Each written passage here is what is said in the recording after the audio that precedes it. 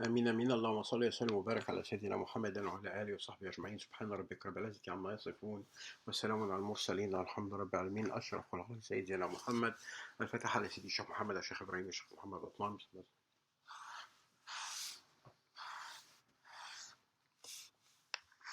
Nous allons parler d'un thème très important aujourd'hui qui est un cours de feu Dr Ibrahim Adessou et Allah yarhamu Huquq al-Mustafa sallallahu alayhi wa sallam ou les droits du prophète Allah sallallahu alayhi wa sallam, autrement dit quels sont nos devoirs et nos obligations envers le prophète Allah sallallahu alayhi wa sallam. C'est très important de comprendre ça parce que la grande majorité des musulmans de nos jours ignorent vraiment la vraie valeur du prophète Allah sallallahu alayhi wa sallam, sa vraie grandeur, sa vraie splendeur du prophète Allah sallallahu alayhi wa sallam et de son caractère.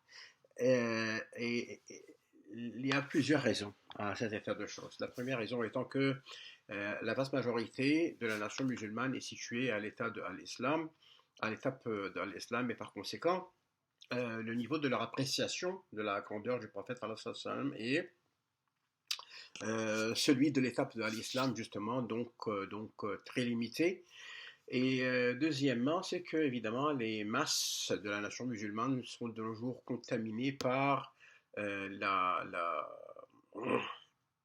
le fléau du wahhabisme que nous connaissons bien et qui malheureusement a pour principale mission le dénigrement du prophète Allah sallallahu alayhi wa sallam et de son statut. Le fait est que de nos jours, la conspiration contre l'islam est quelque chose de concret, c'est indéniable. Il n'y a personne qui peut dire qu'il n'y a pas de conspiration.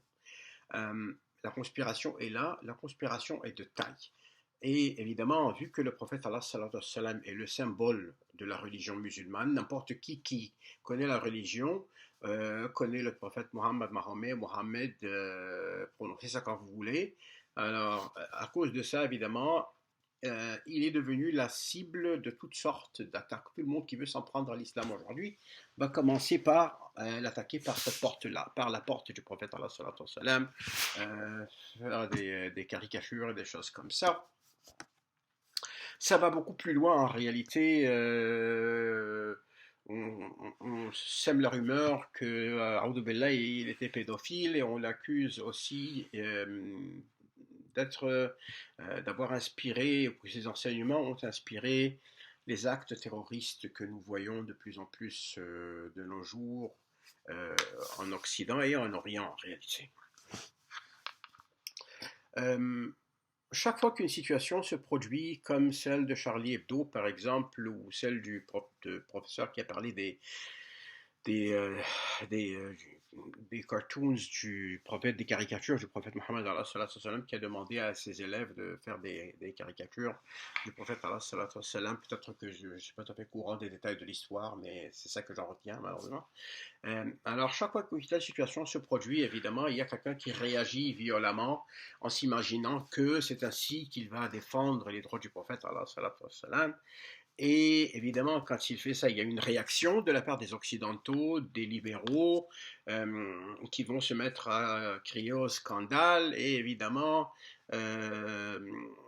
la nation musulmane, alors que du Maroc à l'Afghanistan et tout ce qu'il y a au milieu, elle va se soulever, il va y avoir des émeutes, il va y avoir de la destruction, il va y avoir des pertes de vie malheureusement. Et tout ça au nom de quoi? De la défense du prophète Allah sallallahu alayhi wa sallam. Donc des gens meurent d'un côté ou de l'autre en réalité, et il n'y a pas de justification parce qu'il n'y a pas de raison pour laquelle quelqu'un devrait mourir à cause de ça. Parce que si vraiment les auteurs de ces actes avaient bien compris la religion musulmane et avaient bien apprécié le prophète Allah sallallahu alayhi wa sallam à sa juste valeur, ils n'auraient pas commis ces actes-là. Donc, il y a toujours un sursaut de colère dans la nation, des émeutes. On les voit au Pakistan sous le vent des bannières. Il Rasulullah, en Égypte, c'est la même chose. Et ça va durer un certain laps de temps. Et puis, évidemment, une fois la crise passée, les gens vont revenir à leur vie quotidienne comme si de rien n'était. Celui qui ne prie pas ne priera pas, celui qui ne jeûne pas ne jeûnera pas, celui qui vole continuera à voler, celui qui reçoit des pots de vin continuera à recevoir des pots de vin. Mais au moins ils ont la conscience tranquille, ils s'imaginent qu'ainsi au moins ils ont défendu le prophète Allah sallam en sortant dans la rue avec une bannière et en criant et en brûlant. Ça, c'est malheureusement, c'est la réaction des masses et la seule façon d'éviter ça, c'est vraiment de les éduquer. Mais chez les maîtres du soufisme, par contre, les droits du prophète sallam, ne sont pas quelque chose de ponctuel. C'est quelque chose que nous devons respecter en tout temps, en tout lieu et en toutes circonstances. Mais les moments d'éveil sporadiques, et là, en ce qui concerne les adeptes du soufisme, ne sont pas suffisants pour que nous considérions que nous avons rempli nos obligations, nos devoirs envers lui en réalité. Donc pour nous, il faut que le prophète sallam soit plus qu'un nom que nous répétons avec la langue. Il faut que nous connaissions sa vraie valeur, il faut que nous l'apprécions, que nous puissions l'apprécier à sa juste valeur. Pour commencer à l'apprécier à sa juste valeur, il faut commencer par comprendre que déjà, l'être humain ne peut espérer être aimé d'Allah tant qu'il n'aura pas aimé le prophète Allah sallam et bien suivi ses enseignements. Allah a dit dans le Coran, si vous aimez vraiment Allah, suivez-moi, Allah vous aimera, alors et vous pardonnera vos péchés. Ce verset signifie que si vous aimez Allah, vous devez suivre le prophète sallam. Alors non seulement Allah vous accordera-t-il la permission de l'aimer, mais il vous accordera en plus de cela son amour. L'imam Al-Qadi Ayad a écrit un livre intitulé La guérison grâce à la connaissance des droits du prophète sallam.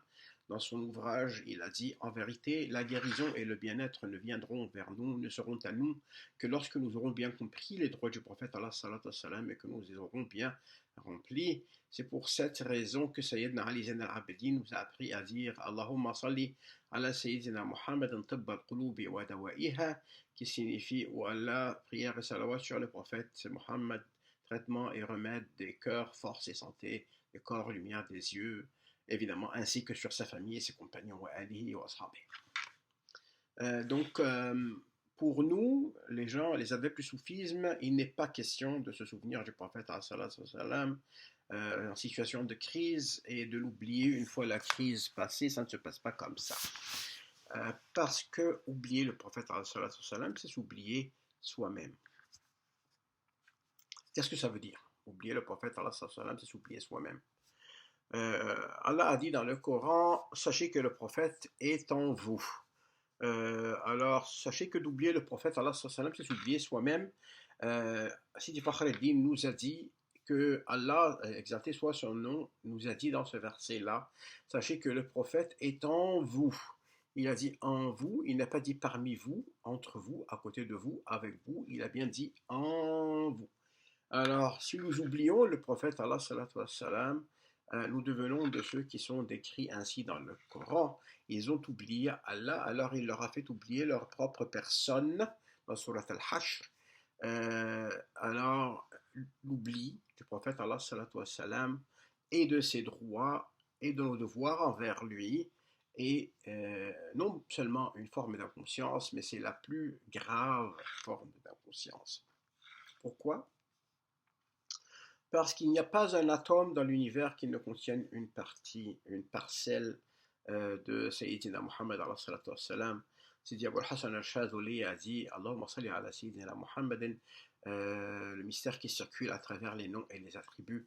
Donc il n'y a pas une créature dans l'univers dont les atomes ne contiennent une partie de lui, sallallahu alayhi wa sallam. Nous allons nous arrêter ici et dans le prochain enregistrement, Inch'Allah, nous allons poursuivre